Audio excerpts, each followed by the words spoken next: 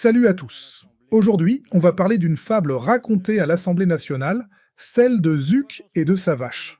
Une histoire simple, mais qui dit tout sur la situation économique de la France. Parce qu'à force de dépenser sans compter, de s'endetter toujours plus et de taxer tout ce qui bouge, on finit par affaiblir notre propre économie. Et au lieu de la soigner, on préfère accuser les autres ou envier ceux qui réussissent.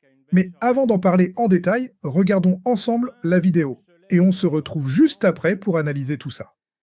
Monsieur le Premier ministre, depuis quelques jours, le concours Lépine des taxes les plus déjantées bat son plein à l'Assemblée, mené par les pistolets roses de la justice fiscale.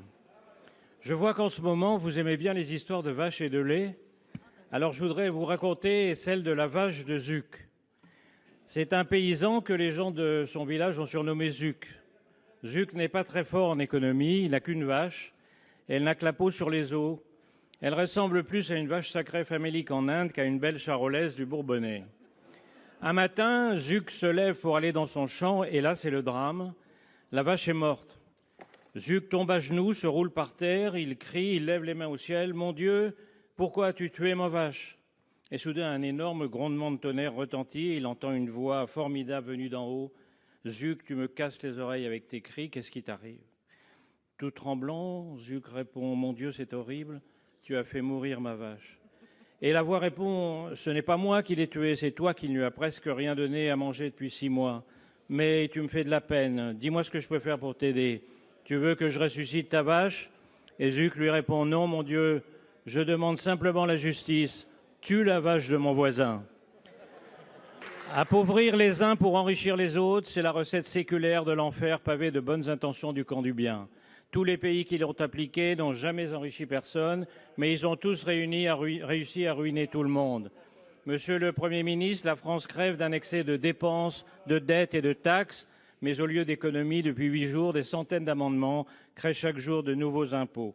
Je voudrais vous supplier de résister et de défendre avec nous la ligne dont le pays a besoin. Moins d'impôts, moins de dépenses publiques, plus d'emplois et de liberté pour les Français. Vous terminez. Ma question est simple. Comment comptez-vous faire face à cette Assemblée saisie de folie fiscale ?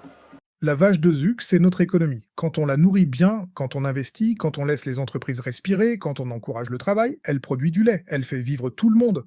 Mais si on la néglige, qu'on la surcharge d'impôts, qu'on la prive d'énergie et de liberté, elle s'épuise. Et c'est exactement ce qui se passe aujourd'hui en France. Les dépenses publiques explosent. La dette dépasse les 3000 milliards d'euros et les impôts n'arrêtent pas d'augmenter. Les entreprises sont étouffées, les citoyens épuisés. À l'Assemblée, on vote des dizaines d'amendements fiscaux chaque semaine, une véritable pluie de taxes. Et pendant ce temps, la production stagne, les emplois se raréfient et la confiance s'effondre. Dans l'histoire, quand la vache de Zuc meurt, il ne demande pas de quoi la sauver, non. Il demande qu'on tue celle de son voisin. C'est ça le symbole. Au lieu de vouloir progresser, on préfère tirer les autres vers le bas. Et c'est ce qu'on voit dans notre politique économique. On veut répartir la richesse, mais au lieu d'en créer plus, on punit ceux qui réussissent. On taxe, on contrôle. On limite. Résultat, personne ne gagne. Les riches investissent ailleurs et les pauvres restent pauvres. L'égalité par la pauvreté, ça ne marche pas.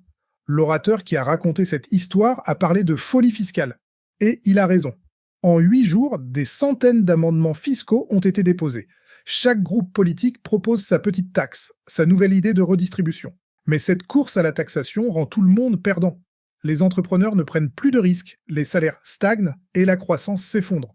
C'est comme essayer de traire une vache qu'on n'a pas nourrie. On croit résoudre les problèmes, mais on les aggrave. La leçon est claire. Il faut arrêter cette spirale.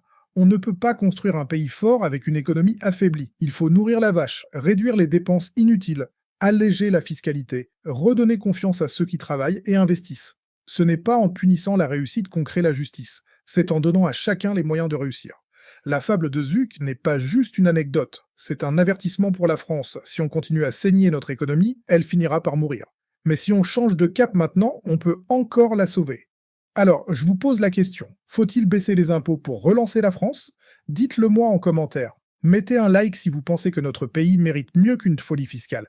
Et abonnez-vous pour plus d'analyses politiques simples et directes.